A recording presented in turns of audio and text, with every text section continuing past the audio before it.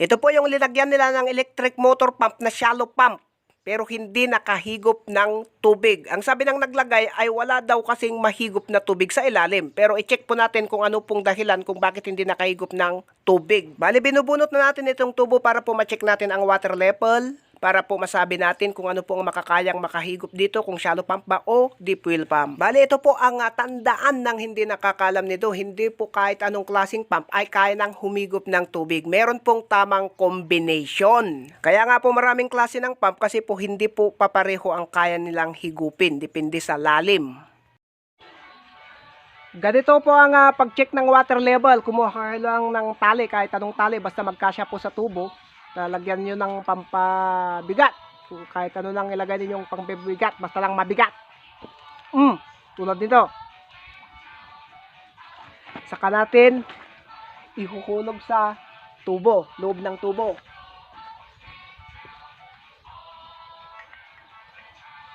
Importante po itong dapat ninyong alam para po hindi po masasayang ang inyong pera kung ano-ano lang ang binibili ninyong mga pump. Kinakailangang ma-check muna ang water level para makita kung ano ang dapat pilhin na motor pump o electric motor pump. Kung deep well pump ba o shallow pump. Pero kung kaya ng shallow pump, di shallow pump po ang bibilhin kasi po pinakamura po yung shallow pump. Pero kung hindi po kayang higupin ng shallow pump, kasi nga po shallow pang mababaw. Lumagpas na sa maximum na water level na kaya lang higupin ng shallow pump, edi automatic deep well pump nang makakayang makakahigop. Saka hihilain dito. Saka tansya-tansyain. 1 metro kung kunwari. 1, 2, 3,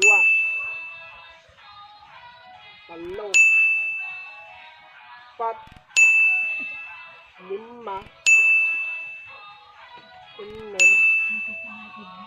6, 7, 8, 9, sige?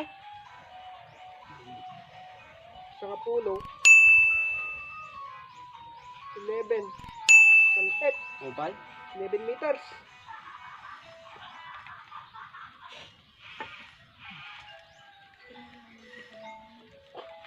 Ulag 11 meters. Bali ganito yung binilang natin hanggang dito yung nabasa. Di bali 11 meters ang water level niya. Hindi kaya ng shallow pump, deep well pump lamang ang makakaya.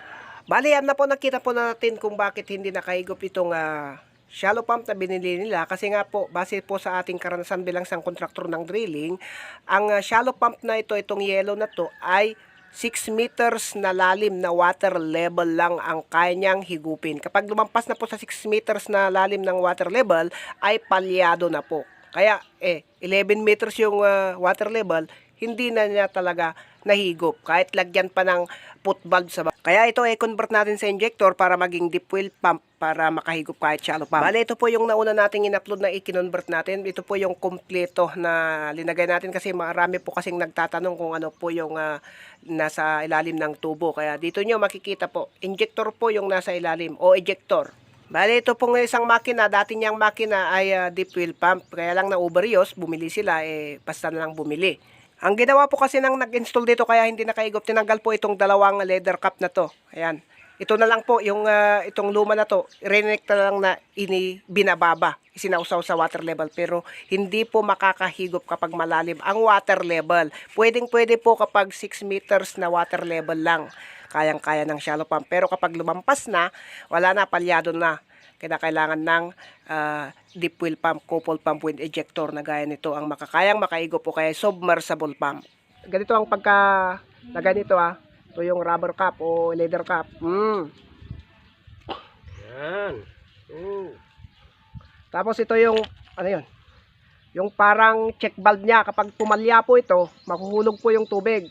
Kaya kahit hindi nalagyan ng put valve dito, magkaiba po yung ejector at saka put valve. Kaya kahit hindi nalagyan dito ng put valve, kasi meron naman na ito. Kapag linagyan mo lang ng put valve dito, ay kapag pumalya ito, bali dalawa sila. Pero kahit hindi na.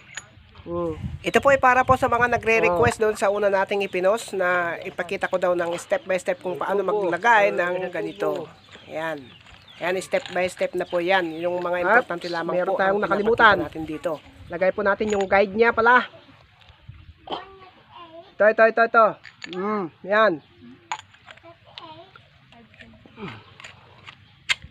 Oh, Mas maganda pong lalagyan po natin ng mga tiplon lahat ng ating ikinakabit dito. Yan.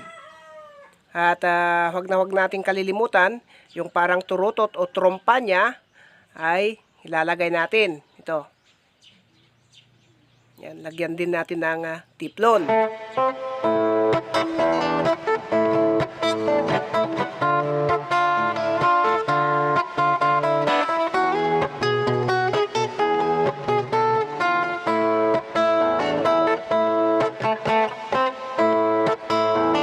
ito po yung coupling. 1 in 1/4 po ang size nito. Kaya ito ang eksaktong tatama dito.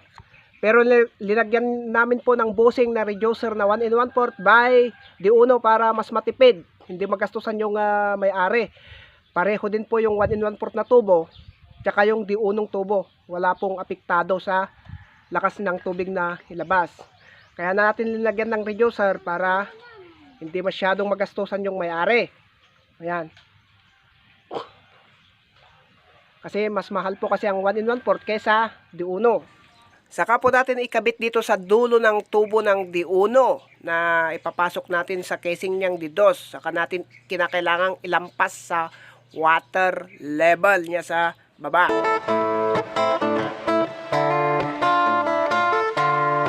Bali yan mga kabertod, na ilagay na po natin yung ejector sa ilalim ng tubo. Kailangan lang ilampas natin doon sa water level sa baba. Pabilisan lang po tayo. Yung mga importante lamang po ang papakita natin para po hindi po aabutin ng 1 oras ang tutorial natin ito. Bali yan, pati itong adapter yan. Ito, nalagay na natin sa taas ng tubo. Yung laging tinatanong po ng mga nagtatanong sa una nating ipinos doon sa... Yung una nating ipinos na convert. Ito po yung kompleto niya. Adapter well po ang tawag doon sa nasa taas nito. Adapter well deep well pump. Ayan.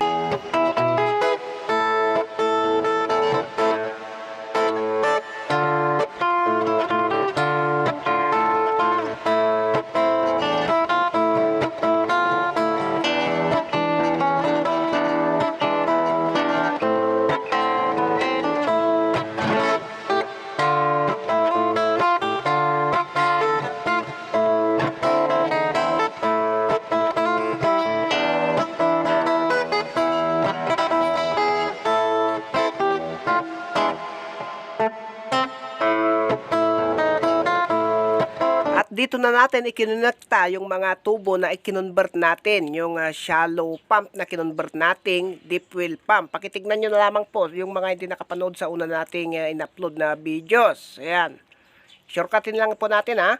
Bali yan mga kabertod, nilagay na po natin itong shallow pump na kinonvert nating naging deep well pump. Bali ngayon ay makakahigop na. Kasi noon ilinagay nila ay rekta. Ay pwedeng makahigop kung 6 meters na water level lang ang tubig niya. Pero 11 meters, kinakailangan pa nating i-convert para lang maging deep well pump para makahigop. Bali, ito po yung kompleto. Bali, testingin na natin ang dating hindi nakahigop. Ngayon ay na-convert lang naging deep well pump, ay sigurado na itong makakahigop. Kasi nga po, yung shallow pump ay 6 meters na water level lang ang kaya niyang higupin. Pero ngayon na na-convert na naging deep well pump, ay kayang-kaya niya na. Bale, ito na po yung mga kasagutan ng mga followers natin na mga nagtatanong at saka nag-request. Ito na po, inulit ko na po yung iba. Ayan, kasi yung una nating in-upload ay medyo ma-shortcut kasi nag-concentrate po tayo doon sa makina.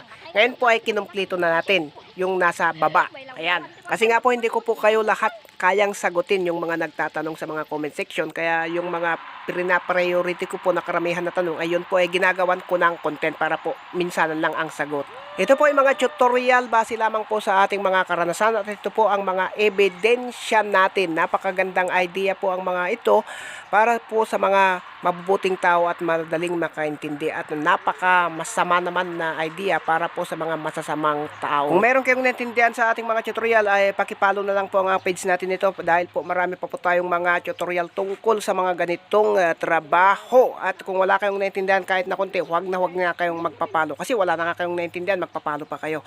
Yun lamang po, maraming salamat. Hanggang sa muli, magpapalam na ang inyong lingkod, Boy Berto.